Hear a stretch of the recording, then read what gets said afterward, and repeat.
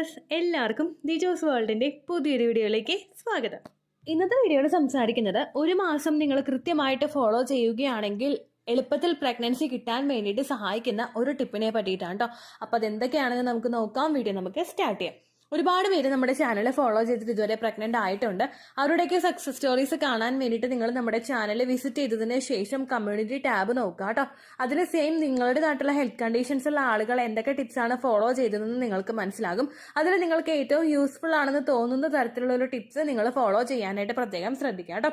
ഒരിക്കലും ഒരു ഡോക്ടറുടെ ട്രീറ്റ്മെന്റിന് സബ്സ്റ്റിറ്റ്യൂട്ട് ആയിട്ടുള്ളതല്ല നമ്മളുടെ ചാനലിലെ ടിപ്സ്. നേരെ മറിച്ച് ഡോക്ടർ തരുന്ന മെഡിസിൻസിനോടൊപ്പം ലൈഫ് സ്റ്റൈലിലെ മാറ്റങ്ങളും കൂടി ഇതുപോലെ ഫോളോ ചെയ്യുകയാണെങ്കിൽ എളുപ്പത്തിൽ നിങ്ങൾക്ക് കൺസീവ് ആകാനായിട്ട് സാധിക്കും കേട്ടോ. ഇവിടെ സംസാരിക്കുന്നത് സ്വിങ്സ് പോസിനെ പറ്റിയിട്ടാണ്. ഇത് ഒരു ഫെർട്ടിലിറ്റി എക്സസൈസ് ആണ്.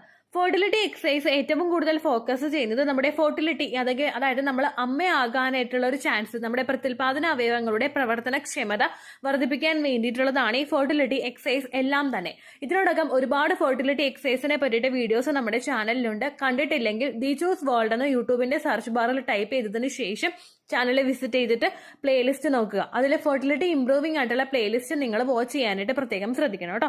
ഈ ഫെർട്ടിലിറ്റി എക്സസൈസുകൾ ഏറ്റവും കൂടുതൽ ഫോക്കസ് ചെയ്യുന്നത് ഫെർട്ടിലിറ്റി ഓർഗൻസിലോട്ടുള്ള ബ്ലഡ് സർക്കുലേഷൻ ആണെന്ന് പറഞ്ഞല്ലോ. അതായത് നമ്മുടെ ഓവറീസിലോട്ട് ഉണ്ടാവും, എൻഡോമെട്രിയൽ ലൈനിങ്ങിലോട്ട് തിക്നെസ് ഉണ്ടാകും, യൂട്രസിന്റെ ആ ഒരു പ്രവർത്തനക്ഷമത വർദ്ധിപ്പിക്കും, ട്യൂബ് നല്ലതുപോലെ പ്രവർത്തിക്കാനായിട്ടുള്ള സപ്പോർട്ട് കൊടുക്കും. ഇതെല്ലാമാണ് ഫെർട്ടിലിറ്റി എക്സസൈസുകൾ ചെയ്യുന്നത്. പ്രഗ്നന്റ് ആകാൻ ട്രൈ ചെയ്യുന്ന ഒരാളെ സംബന്ധിച്ചിടത്തോളം ഇതെല്ലാം പ്രോപ്പർ ആണെങ്കിൽ മാത്രമേ ഏതൊക്കെ ട്രീറ്റ്മെന്റ്സ് നമ്മൾ എടുത്താലും എളുപ്പത്തിൽ കൺസീവ് ആകാനായിട്ട് നമുക്ക് സാധിക്കുകയുള്ളൂ കേട്ടോ.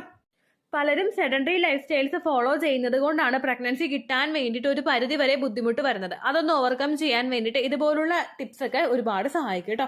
ഇവിടെ സ്വിങ്സ് പോസ് നമ്മൾ ചെയ്യുന്നത് ഒരു കിടക്കുന്ന ഒരു പൊസിഷനിലാണ്.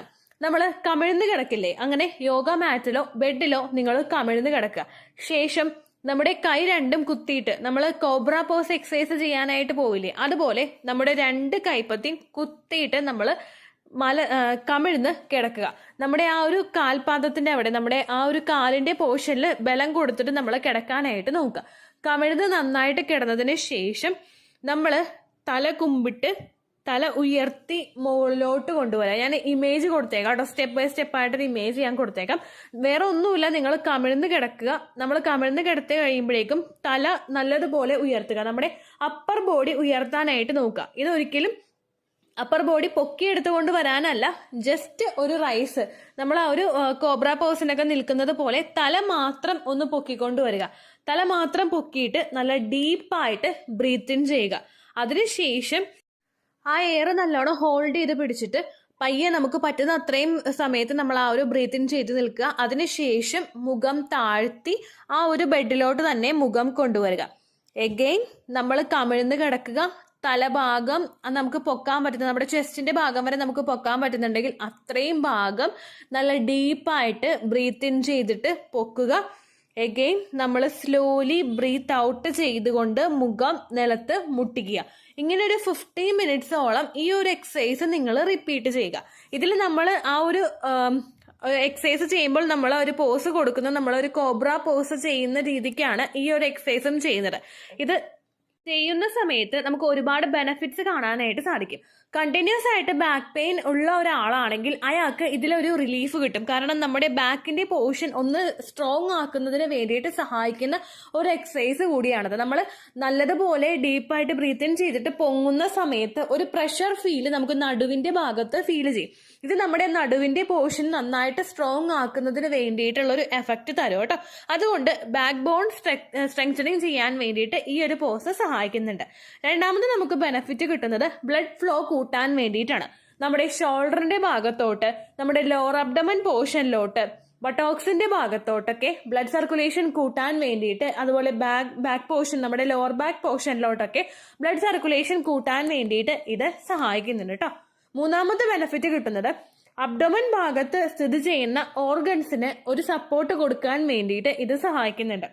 എല്ലാവർക്കും അറിയാം, നമ്മുടെ പ്രത്യുൽപാദന അവയവങ്ങളൊക്കെ സ്ഥിതി ചെയ്യുന്നത് നമ്മുടെ ആ ഒരു ലോവർ അബ്ഡമൻ പോർഷനിലാണ്.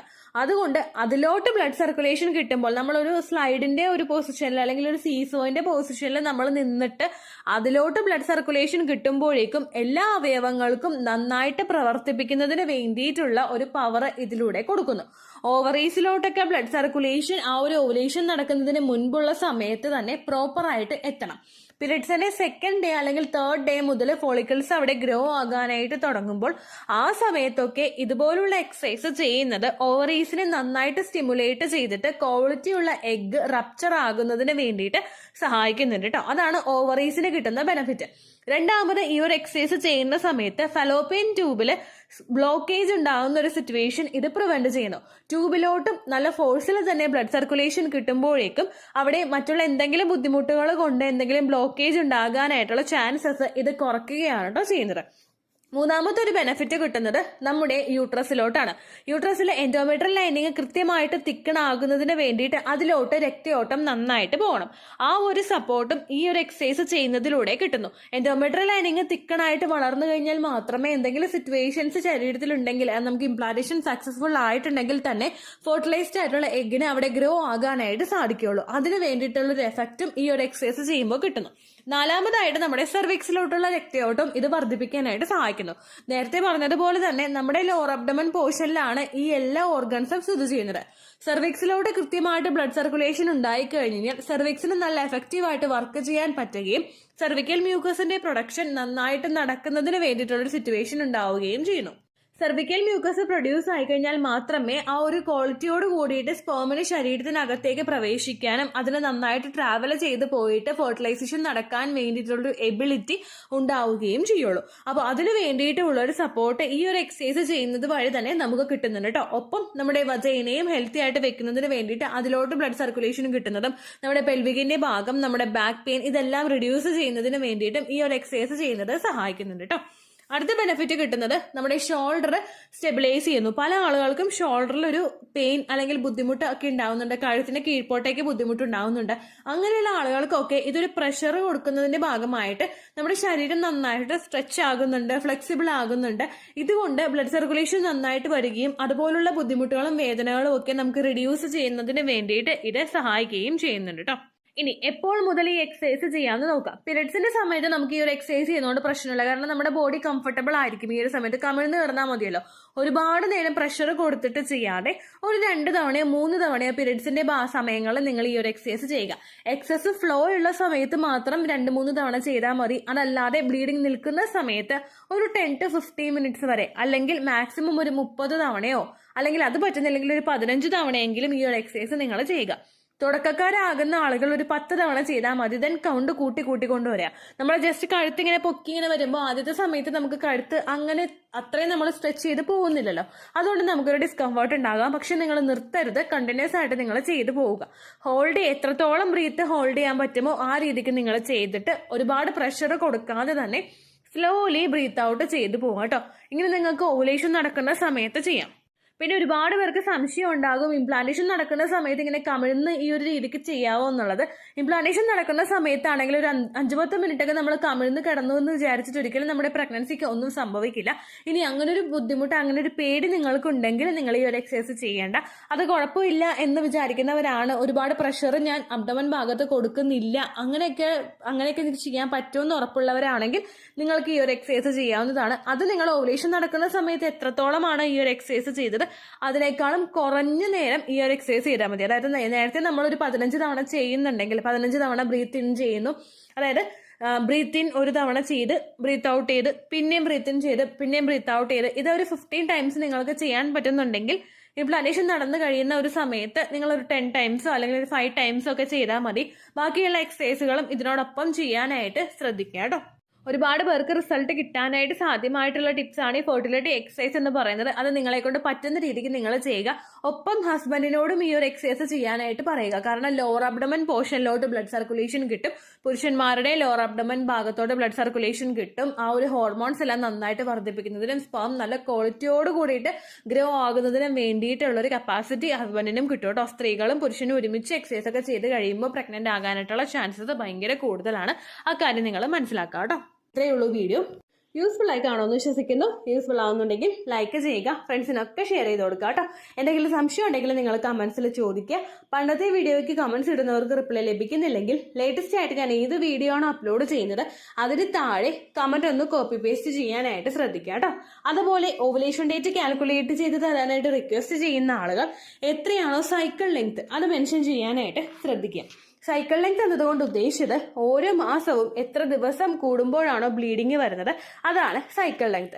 കഴിഞ്ഞ മാസം ഒരു 8-ാം തീയതിയാണ് ബ്ലീഡിങ് ആയതെങ്കിൽ ഈ മാസം 6-ാം തീയതിയാണ് ബ്ലീഡിങ് ആയതെങ്കിൽ കഴിഞ്ഞ മാസം 8-ാം തീയതി മുതൽ ഈ മാസം 6-ാം തീയതി വരെ എത്ര ദിവസമുണ്ടോ അത് കാലണ്ടറിൽ എണ്ണി തിട്ടപ്പെടുന്നതാണ് നിങ്ങളുടെ സൈക്കിൾ ലെങ്ത്.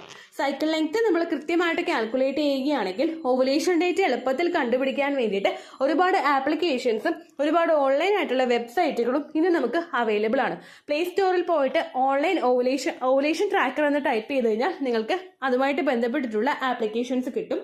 അത് പറ്റുന്നില്ല എങ്കിൽ ഗൂഗിളിൽ പോയിട്ട് ഓൺലൈൻ ഓവുലേഷൻ കാൽക്കുലേറ്റർ എന്ന് ടൈപ്പ് ചെയ്ത് കഴിഞ്ഞാൽ അതുമായിട്ട് ബന്ധപ്പെട്ടിട്ടുള്ള വെബ്സൈറ്റുകൾ നിങ്ങൾക്ക് കിട്ടും. അതിൽ നിങ്ങളുടെ ലാസ്റ്റ് മന്തിലെ മെൻസ്ട്രേഷന്റെ ഡേറ്റും ഒപ്പം ഞാൻ ഈ പറഞ്ഞ രീതിക്ക് നിങ്ങൾ കാൽക്കുലേറ്റ് ചെയ്യുന്ന സൈക്കിൾ ലെങ്ത്തും എൻ്റർ ചെയ്ത് കൊടുക്കുകയാണെങ്കിൽ നിങ്ങൾക്ക് കൃത്യമായിട്ട് ഓവുലേഷൻ ഡേറ്റ് കണ്ടുപിടിക്കാനായിട്ട് സാധിക്കും.